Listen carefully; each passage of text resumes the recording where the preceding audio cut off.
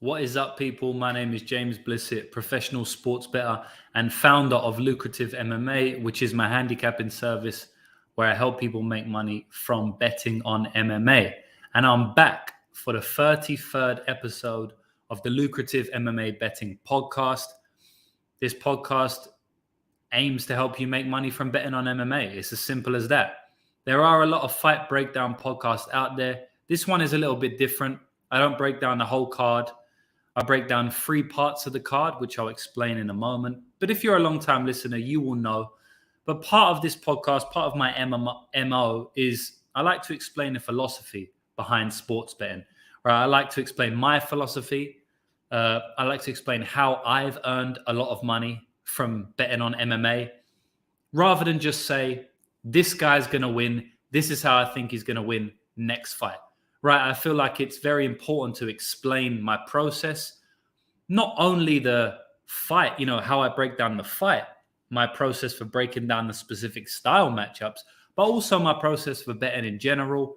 So that's what I'll try and do. Every single podcast I try to do that, I aim to educate. And if you have listened to me for a while, or if you're new, you will probably be pleased to know that soon, very soon, we're talking this month and onwards, I'm going to be putting out a lot more content on my YouTube channel, which helps you make money from betting on MMA, right? I won't tell you exactly what I'm going to be doing, but it will be video format, and it will be a little bit different from the podcast that I do every single week.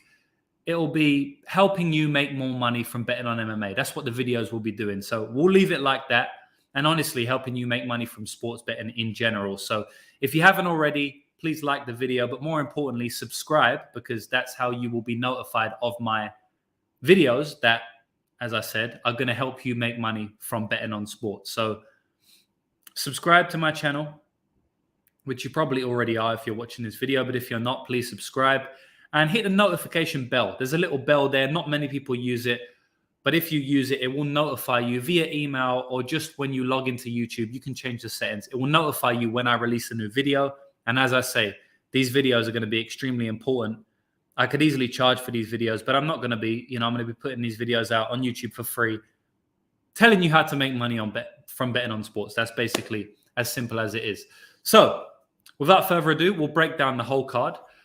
We will be speaking, well, we're not going to break down the whole card, sorry. We're going to be speaking about 3 fights from this card. And as usual, if there's enough questions, if there's enough love, if there's enough likes in the chat, if there's enough people clicking subscribe, I will answer your questions at the end of the podcast. And sometimes, we end up speaking about almost the whole card on this podcast, although I'm really going to cover 3 fights in depth.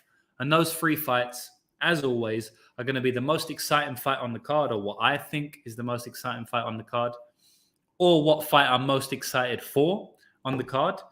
We're also going to be speaking about the most inaccurate betting line on the card. This is a betting podcast. I speak about all these fights through a betting perspective. The aim is to make money from betting on MMA, not just watch MMA.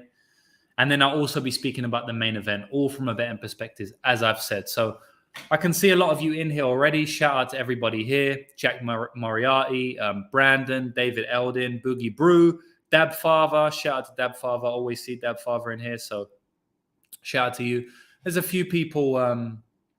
Daz Files. Shout out to Daz. There's a few new people here. So thanks for being here. And when I say new people, I'm sure you've probably watched the video before, but I know some of you have, because you're asking how the hotel was, but I haven't seen your names before. So shout out to everybody who's new, who's been watching me for a while. I appreciate the support as always. Person 1 is saying, how was the hotel last week? It was an amazing hotel. If you just Google the Hanging Gardens of Bali, that was the hotel I was in. It's really, really beautiful hotel. They got a 7-star award at the Boutique Hotel Awards or something. So probably the best hotel I've ever been. Extremely beautiful. It's basically situated on a mountain in a jungle. All the jungle is around you. And that was in Bali in Ubud. So Google that one if you haven't, and I highly recommend it. It's expensive, but I've won over 300 units in under 3 years betting on MMA. So I fused a few of those units and I put them towards my holiday, and it was definitely money well spent. At the end of the day, in my opinion, we're meant to squeeze the most juice out of life as possible before we die. A lot of people say, what's the meaning of life? Some people say, procreation. Some people say making other people's lives better. I agree with both of those. But I also, as I get older, I also believe that the purpose of life is honestly just to squeeze the most juice out of it, to live it as best as you can. And that honestly includes having a good time, going to eating at nice restaurants, eating beautiful home-cooked food. I'm not going to go off into one of my self-improvement rants because I do that often. And as I've said, since I started this channel, one day I probably will make a self-improvement YouTube channel. If you're interested in that, hit me on the comments below, because I'd actually be intrigued as to whether you would watch something like that. I don't know how much the betting world and the self-improvement world cross over, but I'm all about self-improvement. In my opinion, self-improvement lifestyle is the only way to live. It's the only way to be happy.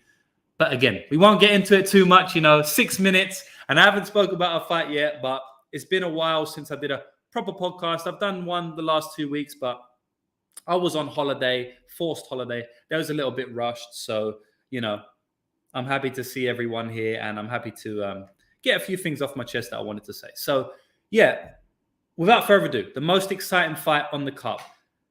This is hard to choose, and I'll tell you why it's hard to choose, because there was 2 fights, and honestly, there's still 2 fights that I'm choosing between, and I might even go to a vote on the comments, and whatever fight gets the most votes, I'll break down that fight. That's what I'll do, because when I come on these podcasts, I'm freestyling, I don't write notes down before the podcast. These are very, I'm going to say intimate, but these are very intimate videos. I kind of just bounce back what you guys are saying on the comments. I just kind of flow with it. I don't have a huge format to where I break things down. So I'm coming on here and I don't know what fight I'm going to break down, but I do know it's between 2 fights, right? Now, the reason why is because it's the most exciting fight on the card, but there's 2 ways you can comprehend that, right? On the one hand, is it the most exciting fight is it the fight that I think will be the most exciting? AKA, am I going to break down the fight that I believe will get fight of the night?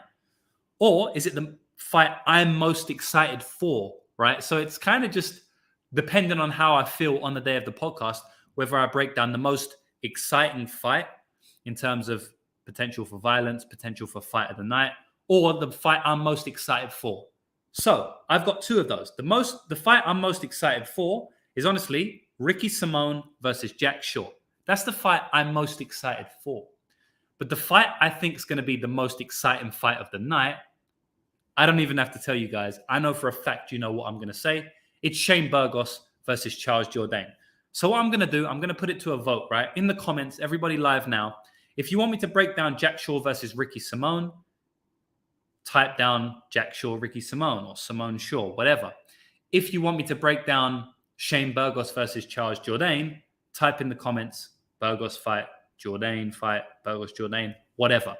I'll give it a minute or so, 60 seconds, 90 seconds. I'll see the comments.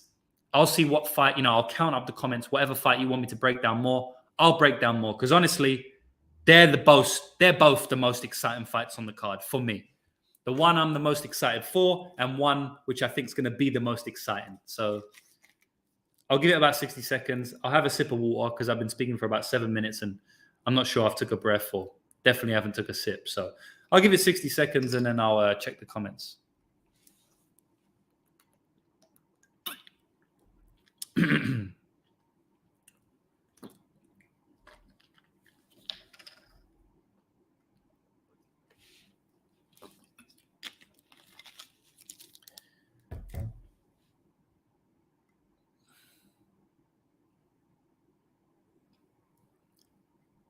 Few people here saying, Daniel Edwards, shout out to you, would be here for the self-improvement channel. Person as well saying, person 1, looking forward to your philosophy and self-improvement channel for real. DC, we got Daniel Cormier in the chat. Oh my God, this is an honor, bro. Shout out to Daniel Cormier. Congratulations on your recent Hall of Fame induction. I'm really honored that you're in the chat. DC is saying he would love a self-improvement channel, love the positivity. Thank you, Daniel. That's what we're here for. Right. So I probably will make a self-improvement channel one day, boys. And when I say one day, not too long. So keep posted. I'll keep you posted. So here we go. I'm going to stop now. So no more votes. I'm going to stop with Daniel Cormier's comment. So I'm going to count up now. All right. I'll count up the Simone fights first. So we've got 1. XP. You can't vote for both, man. Maybe I'll do it at the end. Dolan is saying, so 1 for Simone Shaw, 2 for Simone Shaw, 3 for Simone Shaw, 4 for Simone Shaw, and 5 for Simone Shaw, and 6 for Simone Shaw. And then we'll go from the top and we'll go, so 6 for Simone Shaw. And now we'll go for Burgos, Jourdain. We got 1, 2, 3, 4, 5, 6, 7. 7. So we've got 6 votes for Simone Shaw and 7 votes for Burgos Jourdain. So Burgos Jourdain wins, man. Honestly, I feel like I should break them both down now because it was so close. But we'll see. We'll see about the time limit and we'll see how long we go. So Jourdain versus Burgos. This is an extremely epic fight.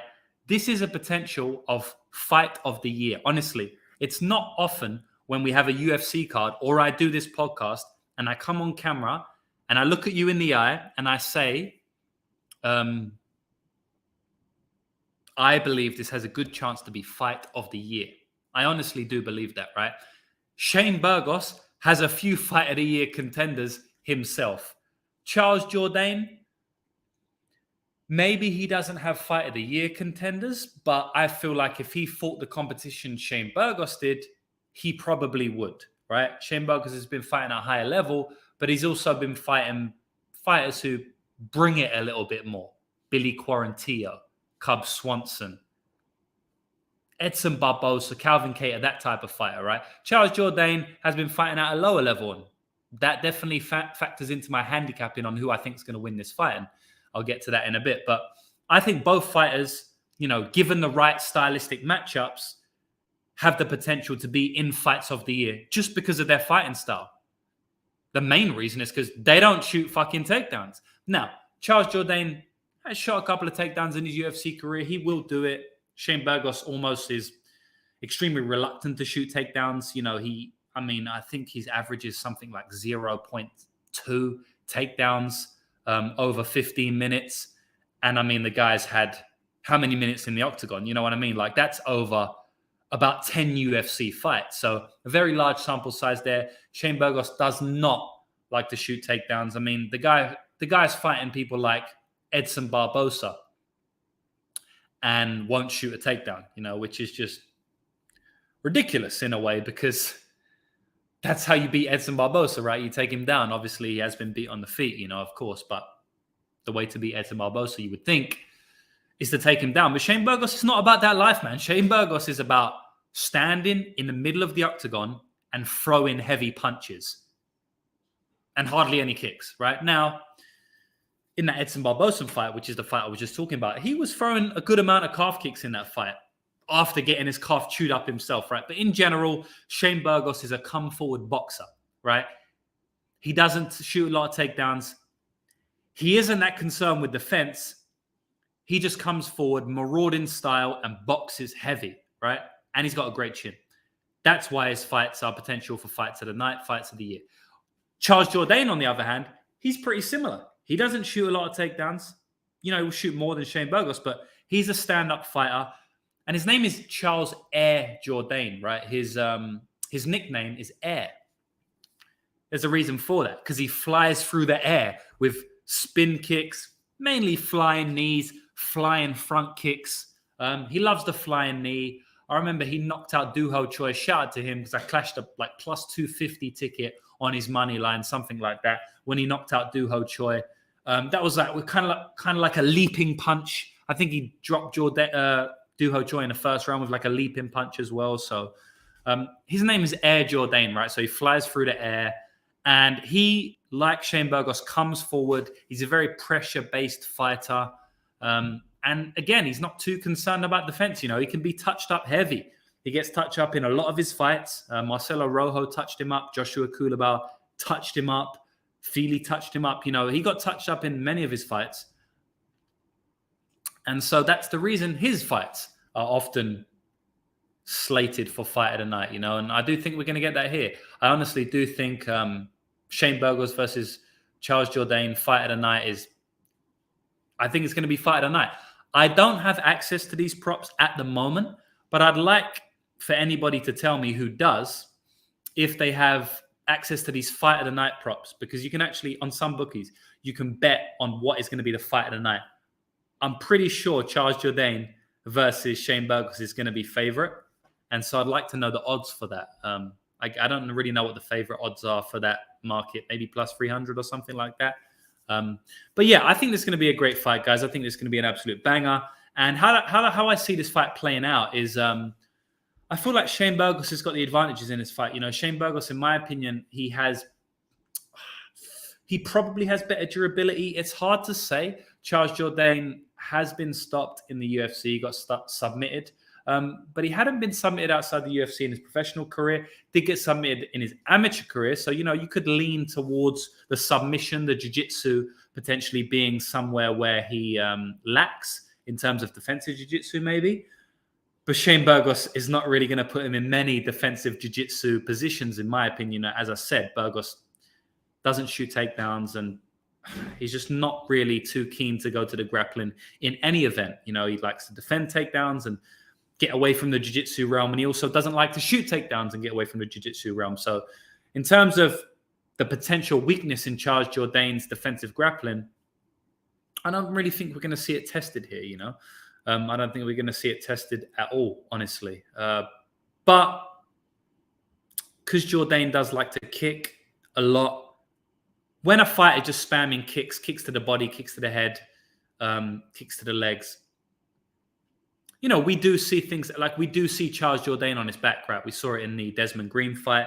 We saw it in the Andre Feely fight many times. You saw it in the Julian Erosa fight.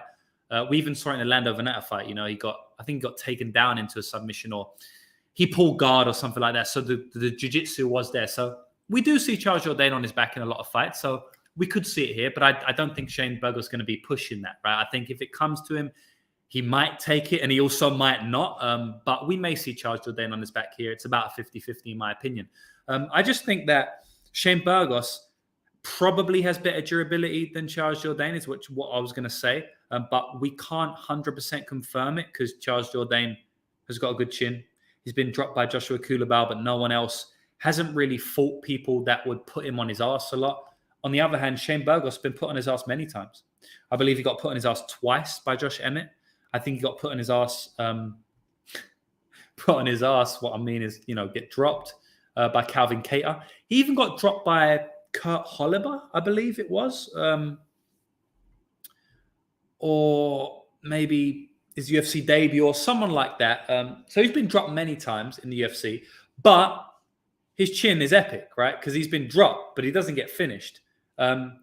He has been finished in the UFC. That was by Calvin Kattar. That was in round 3. I mean, it took a bit of a beating in round 2 in that fight. And, you know, round 3, he got knocked out. Or it was round 1. I think it was round 2 he took the beating.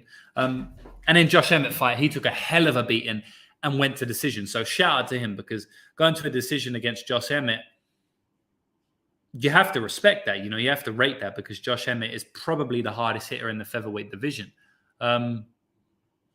So, yeah, man, I think this fight's going to be a banger. I think the durability is fairly close, although we have got a little bit more data on Shane Burgos' durability, you know, being high level. Although he is the only one who's been finished by punches in the UFC. Obviously got finished by Edson Barbosa and also Calvin Kattar now, you know. So that hasn't happened to Jourdain. But if Jourdain fought Calvin Kattar and Edson Barbosa, who knows what would happen? You know, he may get finished in those fights by punches too. I think Jourdain is usually the bigger fighter. You know, I mean, in terms of his length, right? He's usually longer. You know, he usually has a reach advantage. He doesn't have that in this spot. Shane Burgos is one of the biggest featherweights in the whole division. He's huge. He's long. I think that's a big advantage for Shane Burgos. I think it was Prodigy MMA on Twitter who posted up something the other day on Twitter saying that Shane Burgos is 6-0 anytime he's fought inside New York, and he's like 1-3 anytime he's fought outside New York. When you're talking about the UFC results, and this is a New York fight. And I do think Shane Burgos is going to win this fight. I think the line's about right. I think that, I think he's probably a little bit more tough. I think he's got better cardio. I think when the going gets tough, Shane Burgos is one to push on, where Charles Jourdain is probably one to wilt a little bit more, just a bit more. Charles Jourdain is a fighter. He's a warrior. He will go to the end. But I do think Shane Burgos, in a fight to the death, I think Shane Burgos probably takes that fight. So when you're talking about cardio, pace, pressure, I do give a little bit more warrant to Shane Burgos. But I do give more credence to the Charles Jourdain side when you're talking about knockouts, flash knockouts, flying knees, one-punch KOs, one-punch big moments, So I think if the knockout, I think more likely is Shane Burgos knocks Jourdain out. But I think that if he does that, almost 90% of the time, it comes late in round 2 or in round 3.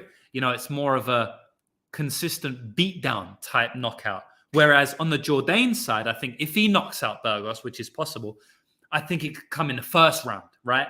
I think it could come from a random flying knee where he's getting beat up and then he just knocks out Shane Burgos, where I don't think that's going to happen. Shane Burgos is not going to one punch. He's not going to flying knee Charles Jourdain. It's going to be a consistent beatdown, right? So Charles Jourdain's the more dynamic fighter. He has the more big moment upside, in my opinion, whereas I think Shane Burgos has the volume, the pace, the pressure, the forward-moving optics, which are a real thing in MMA.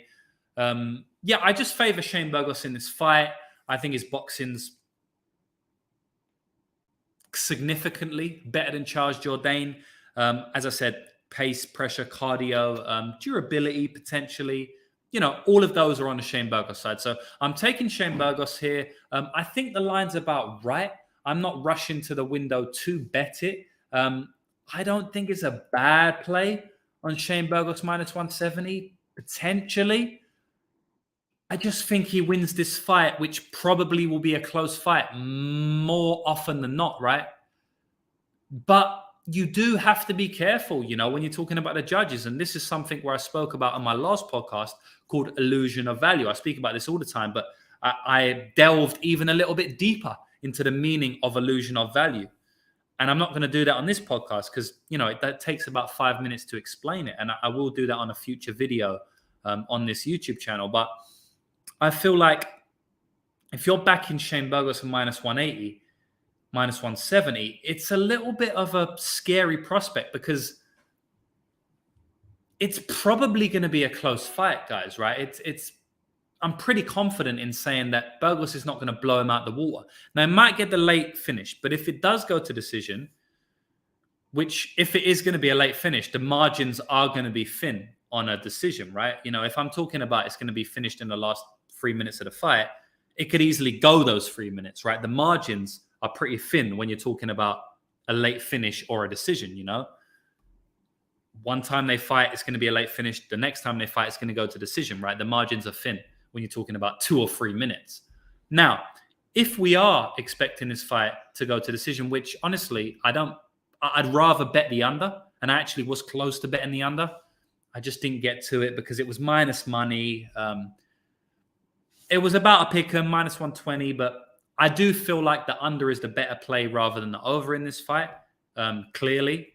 But I also think both guys are tough, and I do think it could be a complete war that goes to decision. So what I was trying to say was, if we are saying that this fight has a good chance, 50% or so, maybe, to go to decision, then do you really want to be backing Shane Burgos at minus 170 when the judges make as many mistakes as they do? In my opinion, personally, not me, right? I feel like Shane Burgos wins a close fight more often than not. But you have to be careful when you're backing a fighter who you think is going to be in a close fight at minus 180.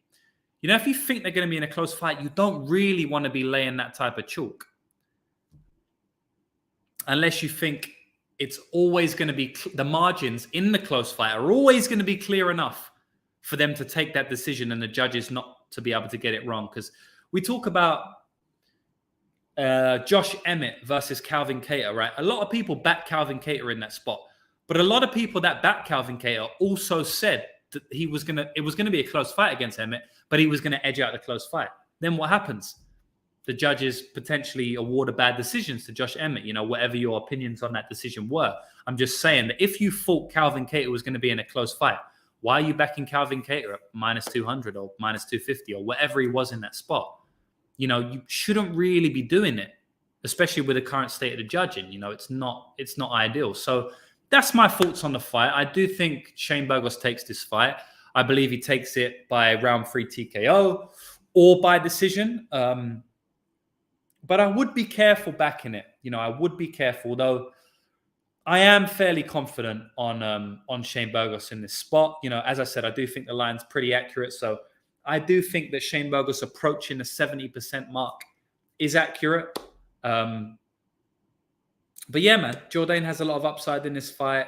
It could be a close fight. So yeah, that's really my thoughts on the fight.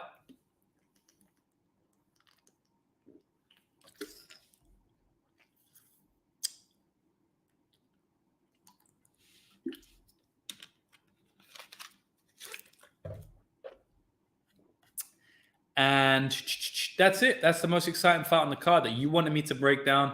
It was close between Jack Shaw and Ricky Simone, but we wrapped it up anyway. So the next fight I'm going to be breaking down is the most inaccurate betting line on this card.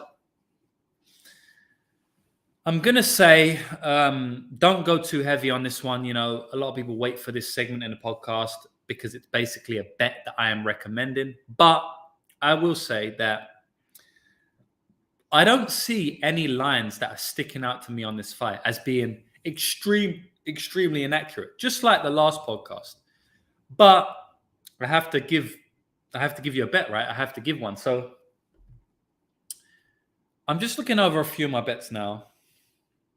I've got them all posted on my website. If you did want my official picks and weekly bet and breakdown podcast video, you can sign up to my website, lucrativemmaBetting.com. I have all my picks there. I have over 10 bets on this card, about 11 or something, I believe it is. So I have a lot of bets here, and I like all of them pretty similarly. But the one I'm going to give out on this podcast is an underdog bet because I know everybody likes underdogs. It's Li Jingliang. I like, and I just saw the comment. Someone's saying that one of your recent bets on the members page does not have the amount of units to bet. Okay, thanks for telling me that. I will actually update that ASAP. My apologies for that. I input the bets manually, so every so often we do have mistakes. So I'll actually just update that right now. Let me see what we got. Yes, I see that one there. That's a 2-unit bet. So 2-unit bet. There we go. Okay, so I've updated that already. Just wanted to do that in live time for all my members there. So yeah, the underdog bet. Most inaccurate betting line on the card. I'm not going to say it's the most inaccurate. I'm going to say it's inaccurate. I'm going to say that all of these bets are fairly inaccurate. The ones that I've bet on.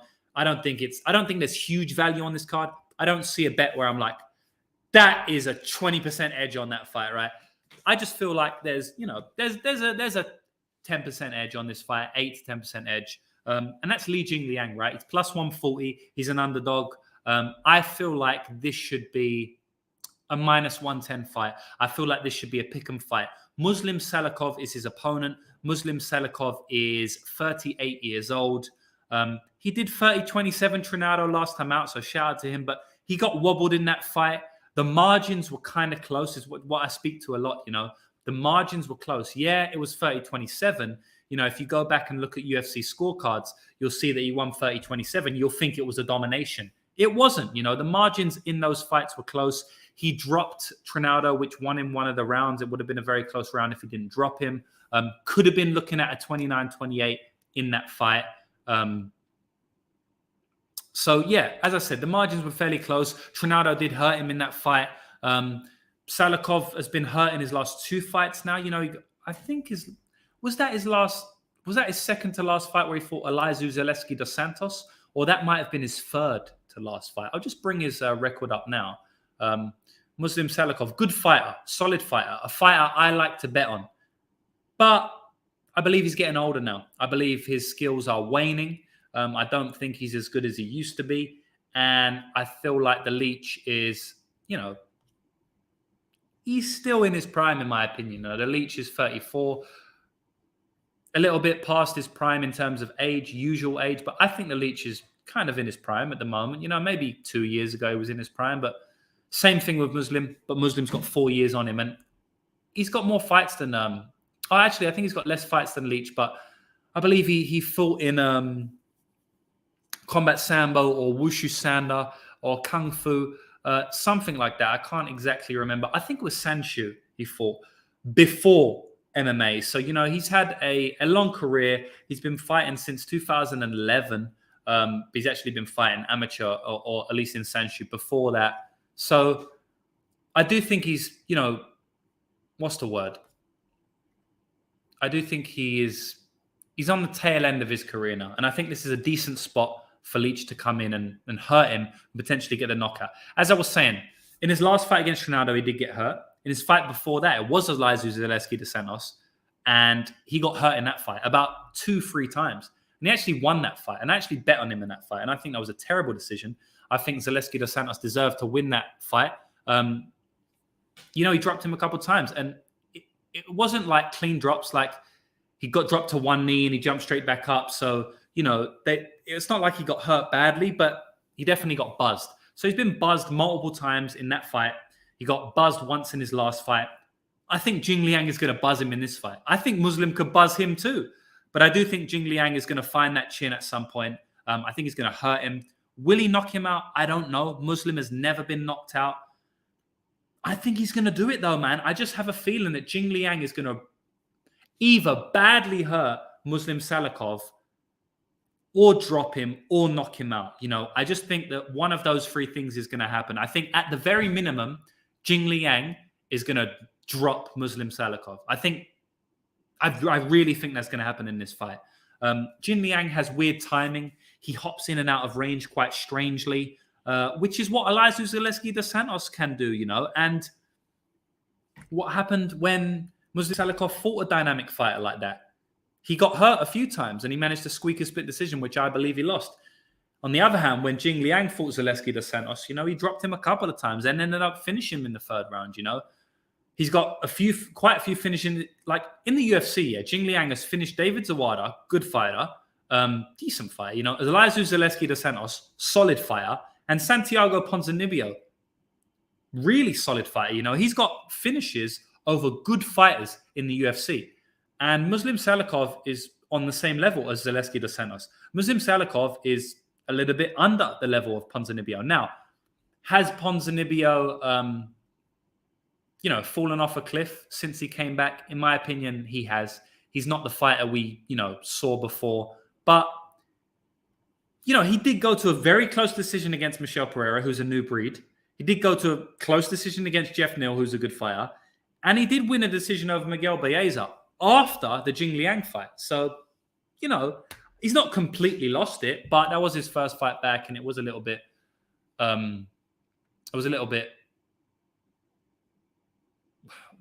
what should I say? It was his first fight back. So if a fighter takes a 3-year break, you always have to just give them a little bit of a break if they're making their comeback, right? You never really know how they're going to perform. And he didn't perform great there. He was looking decent, but he did get clipped. At the end of the day, Jing Liang has knocked out Santiago Ponzinibbio, Elizeu Zaleski dos Santos, and David Zawada. So those are they are nothing to be. And he also knocked out Diego Lima, So he's got very, very, and Zach Otto, a few others. I'm just looking at his record now. But those 3 are the ones that really stood out to me because those are the most recent as well, right? He's got very heavy hands. I just think the timing is a little bit offbeat. Muslim Salikov is a technical fighter. He likes to fight fighters who are also technical, so he can have a technical kickboxing match with them. Someone like Nordin Taleb, who he knocked out, someone like that. He likes to fight fighters who don't fight in an offbeat rhythm. But Jing Liang does that. In my opinion, Jing Liang likes to fight at a weird beat, man. That's why he can catch people. And I think there's a few advantages on Jing Liang's side. I think he's younger. I think he's got more to give to the MMA game. He's a little bit taller. He's got a little bit of a reach advantage. I do think that he has more power in his hands. I do think his durability is, at this stage of their career, I think Jing Liang's durability may actually be better, which is a big statement because, Jing Liang's been dropped a few times, but Muslim Salikov has never been finished by strikes.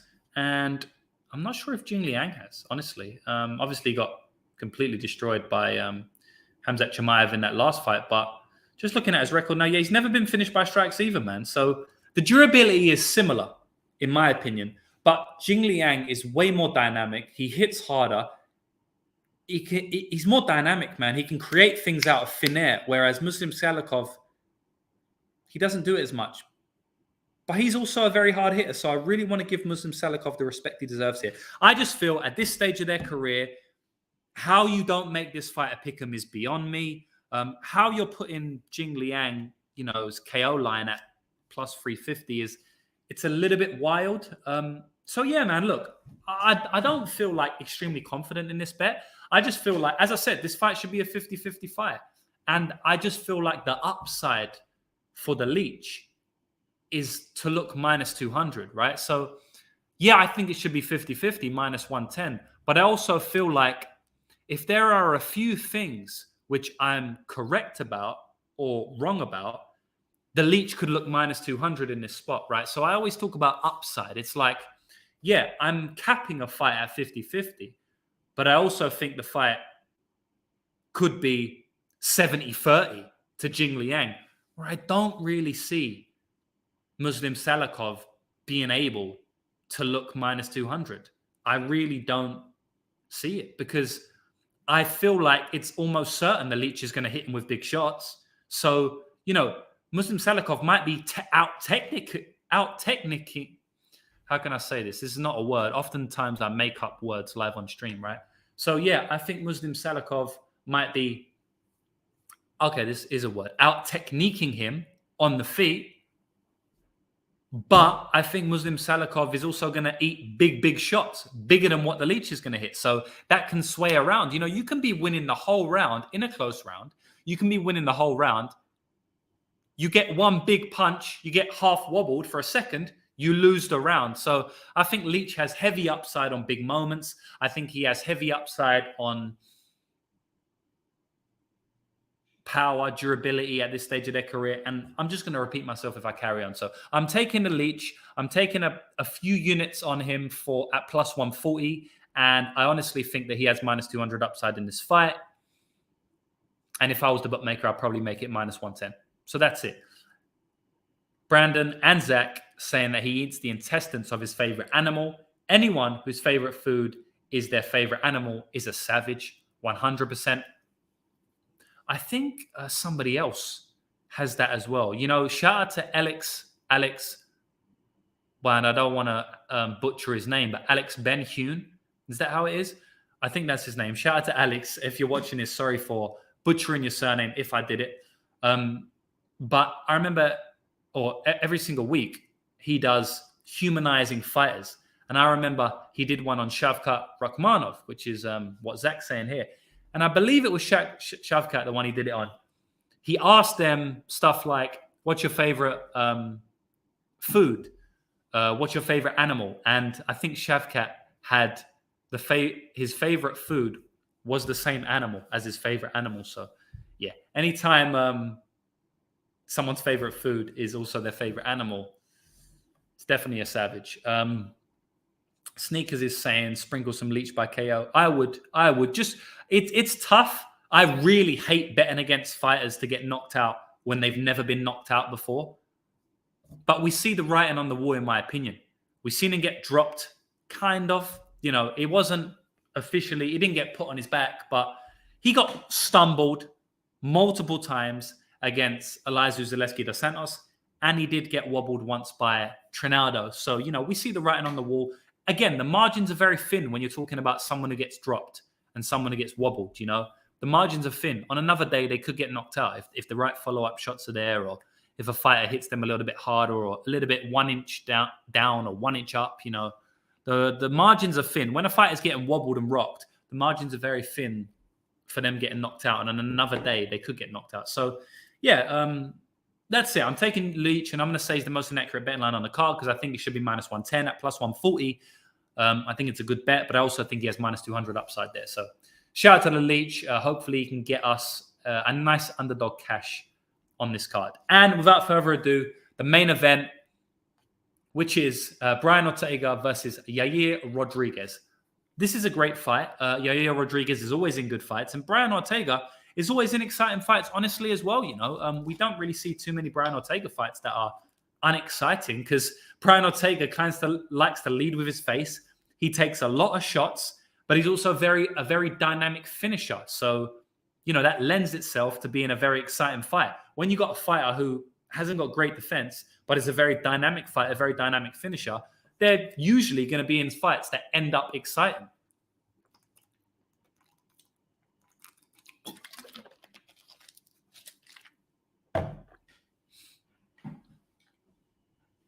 And this fight is no different. You know, I do think it's going to be an exciting fight. It's a hard one for me to pick because I think like Rodriguez is going to be winning on the feet. I think Rodriguez is going to be, you know, he wins on the feet against most people. And I don't think it's going to be any different here. The funny thing about this one, though, when you're talking about the stand-up, you know, I don't have a huge read on this fight. It's a weird fight. Any Brian Ortega fight is extremely weird just because of how dynamic he is with the finishing. I mean, he fought the best fighter in the world, Alexander Volkanovski, and he almost finished him. You know, again, the margins are very thin on these type of things. So on the one hand, he got absolutely battered in that fight. But on the other hand, he almost finished him. So he's a very strange fighter to cap. Because if you bet Alexander Volkanovski in that fight, it was a great bet. But at the same time, the dude almost got finished. Definitely once and potentially twice. And again, margins are thin. So on another day, Alexander Volkanovski would have been finished.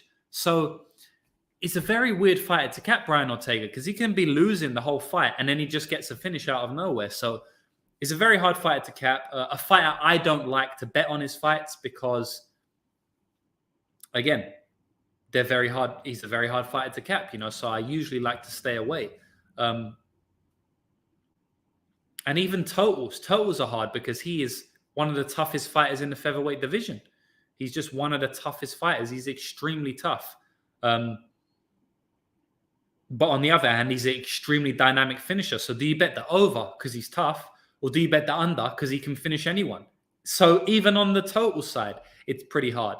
I like the under, if anything, in this fight because it's plus money and because I do think both fighters have finishing upside, although Yair Rodriguez, he's not a finisher, man. Like, he seems like he's a finisher because of the crazy shit he does, but how many finishes he got in the UFC? Not many. You know, he goes to decision most of the time.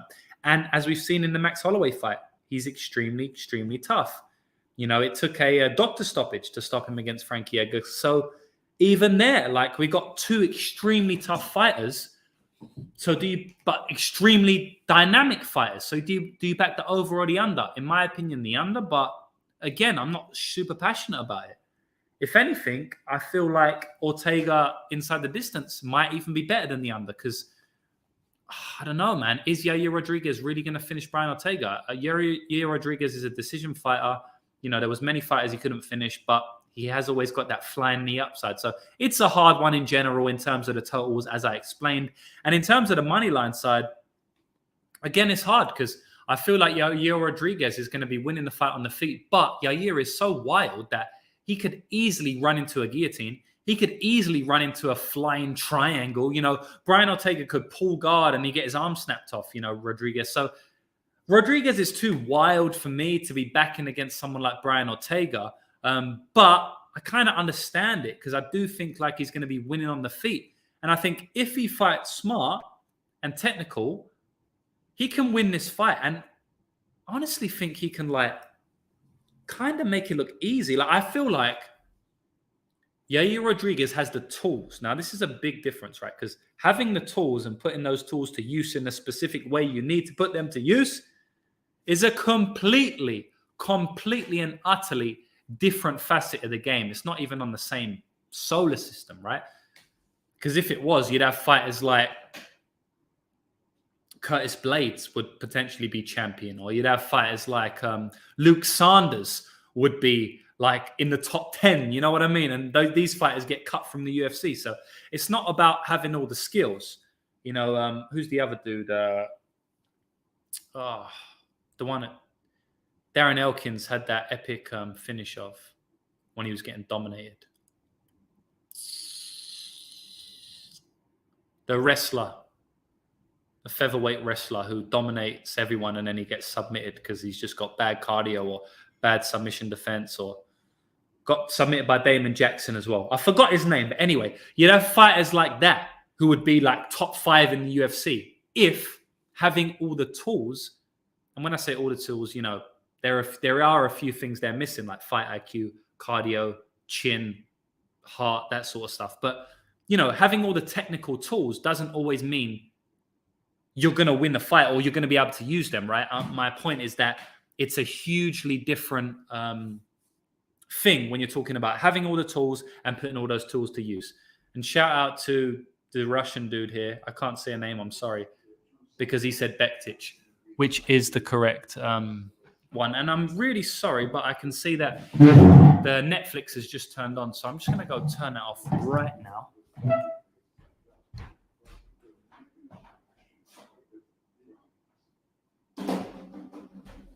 Not really sure what happened there, but my Netflix just decided to turn on. But yeah, what I'm saying is I believe that Yair Rodriguez has all the tools in this matchup to make it look easy, to point fight Brian Ortega, stay on the outside, and win a comfortable, clean decision. Is he going to do that?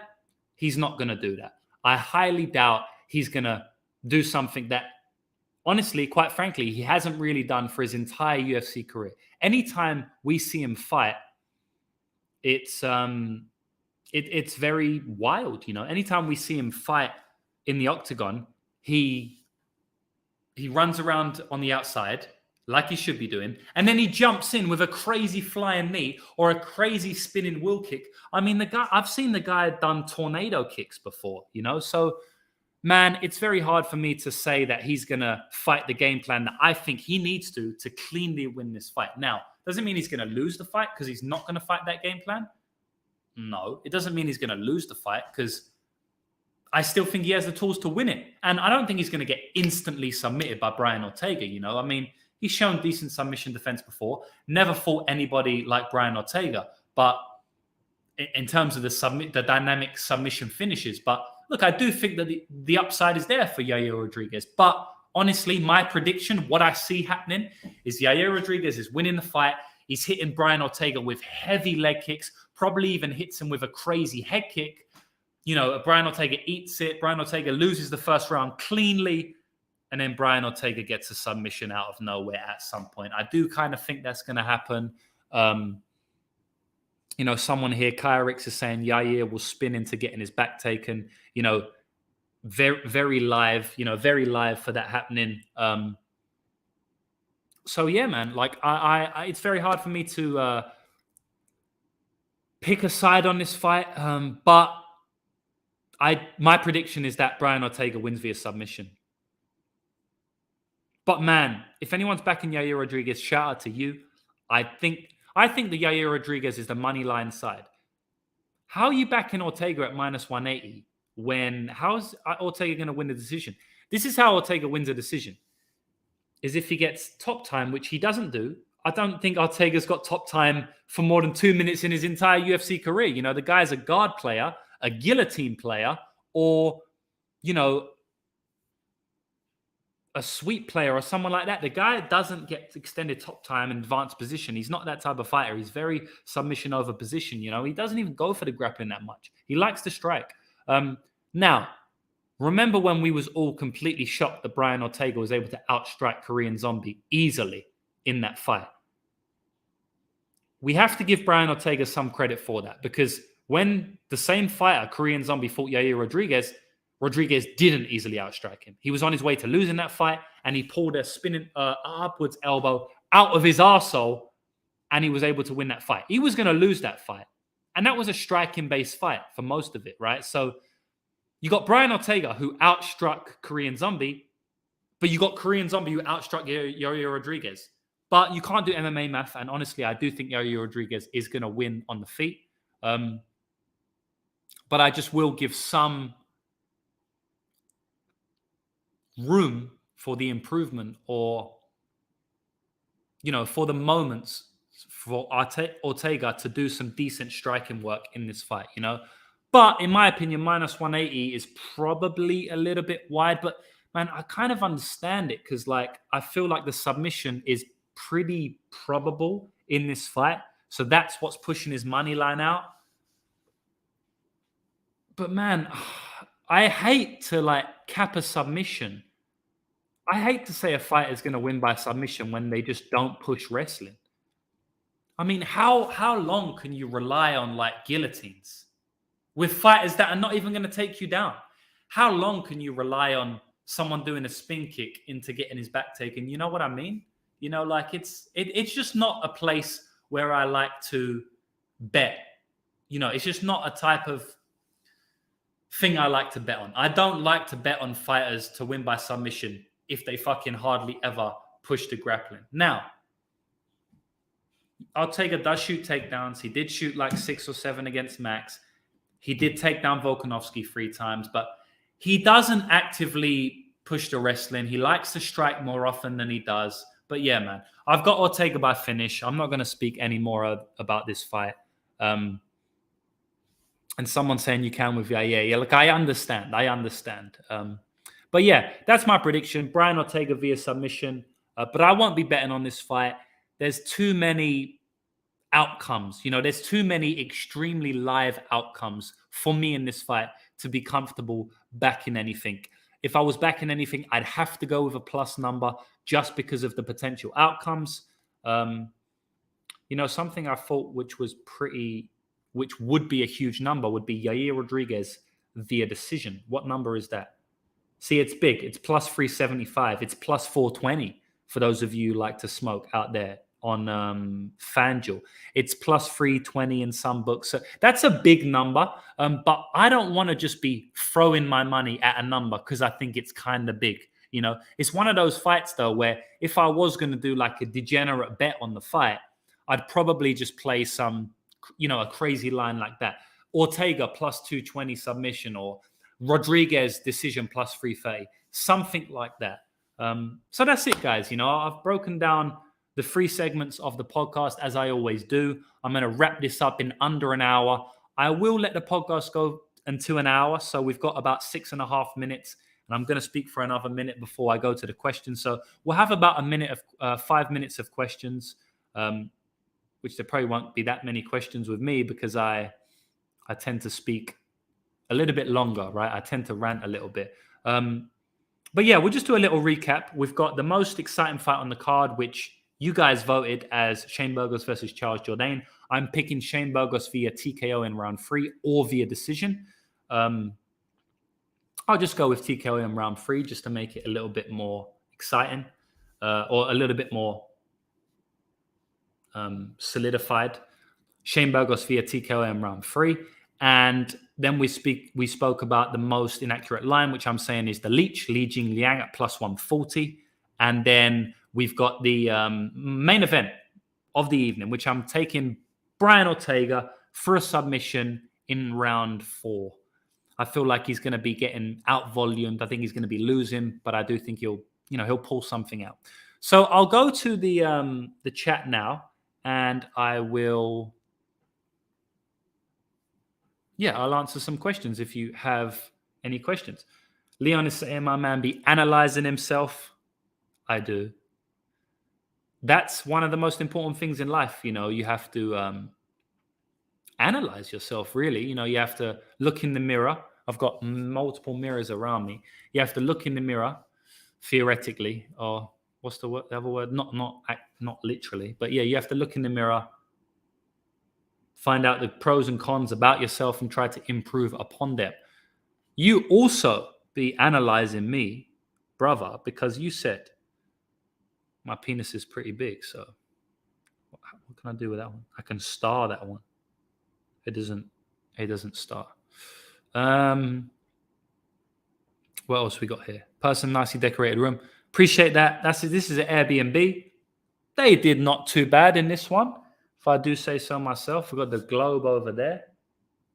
Always like a good globe, because I like to travel, Leon is saying, I think Ortega has much better boxing, not as good kicks. Yeah, I agree, actually. But Yair doesn't play in that boxing range, Da Young at 125 is value. Not really. I think Jacoby should be a slight favorite. So I actually think that line is pretty accurate. I think that Jacoby at minus 140, Da Young at plus 120 is probably about right. Obviously, there's big upside on both fighters, so it's a hard one to pick. But I do think Jacoby should be a bit of a favorite. We got Sneakers DA 219 saying Ortega by finish plus 150. Yair KO decision plus 160, same as Moneyline. Maybe I'll play both. Yeah, that's not too bad. I don't like doing the hedges like that often, because, if Ortega wins by decision, you're fucked, or Yair wins by submission, which he's not going to win by. So I guess the only way you get fucked is Ortega wins by decision, which I don't think is going to happen at all. So yeah, in general, I just don't like it, because you never fucking know what's going to happen, right? Like Ortega versus Korean Zombie. Most people were not saying Ortega via decision, right? And he did it. And how did he do it? It wasn't even by extended top time. It was by striking on the feet. So in general with MMA, I don't usually like to cover multiple outcomes, because, a lot of times it'll end up being the fucking most random outcome. But yeah, I do think I do think that's a decent way of playing it. It's just not typically my style. The Dad Father is saying, give your take on your girl Lemos. The GOAT, we all know Amanda Lemos is I was going to say is the man, but she's the woman. My favorite fighter. Can't wait for her fight. I think she's going to win this fight. I honestly don't think Michelle Watson has much for her at this stage of her career. Look, it could be a close decision. I will say that, because Lemos doesn't do much. But Michelle Watson does less. Michelle Watson has got 2 takedowns in her last 5 fights or whatever it is. She shoots about 20 takedowns and gets none. I think she went Marina Rodriguez has bad takedown defense. And Michelle Watson went about 2 for 15 on her takedowns against her over 5 rounds. So take that for what it is. Lemos has the finishing upside. She has the big moment upside. I think she's going to piece her on the feet. I think it's going to be a boring fight, unless Karate Hottie, brings it. I do think that Lemos is probably going to hurt her once or twice, but I think it's going to be a boring fight that Lemos just wins. Maybe some words about Shaw Simone. Look, I think it's a really good fight. I think it's a really close fight. I'm going to wrap up before a minute now. So, look, quick breakdown. Really good fight, really close fight. I think Shaw takes it. I think he's got better hands. I think he's got better durability. I think he wins on heavier moments. Paddy the Baddy, minus 230. No, nothing right now, man. I need to take that fight. Figuratively is the word I'm looking for. Yes, thank you, Pascal. I appreciate that. And I appreciate your appreciation.